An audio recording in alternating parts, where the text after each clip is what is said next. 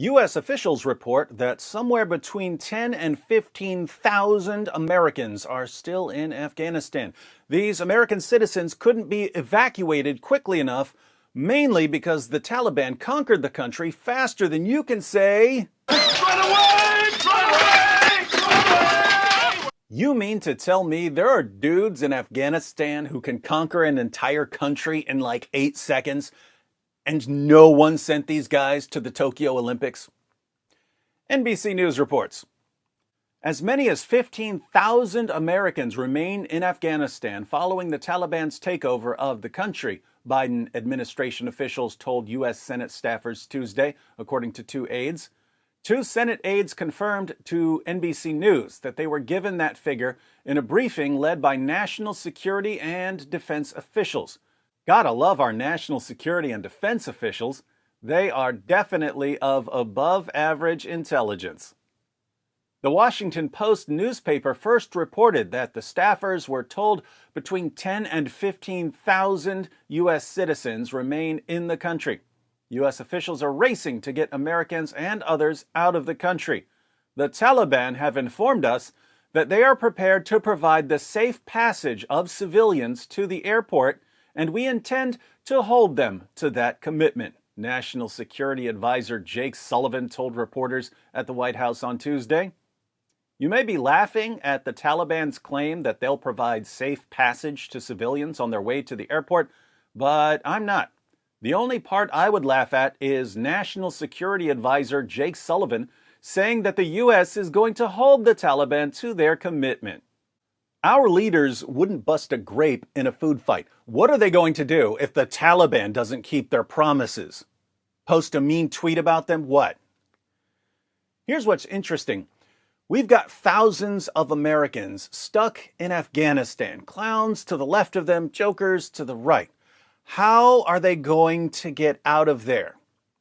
On the one hand, we have the United States of America, the most powerful nation the world has ever seen.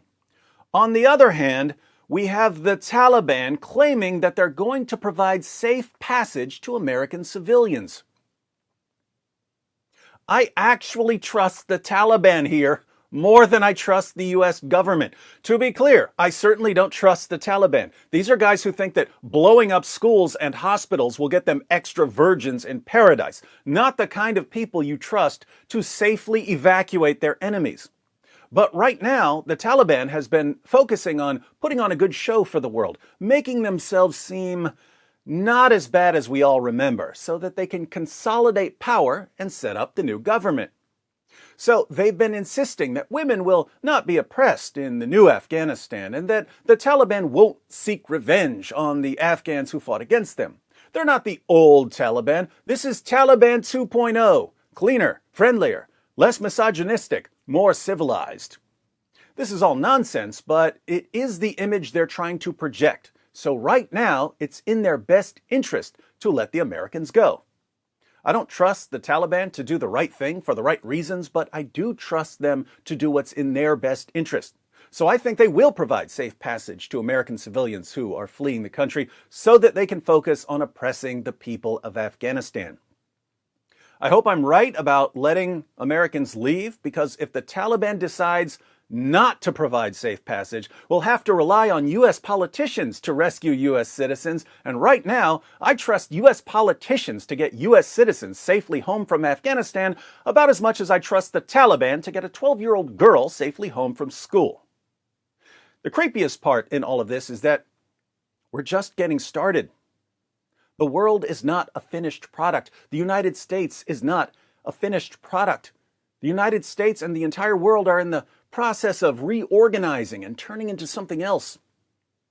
If step one is the Taliban becoming better at protecting U.S. citizens than the U.S. government is, I can't wait to see what step two is.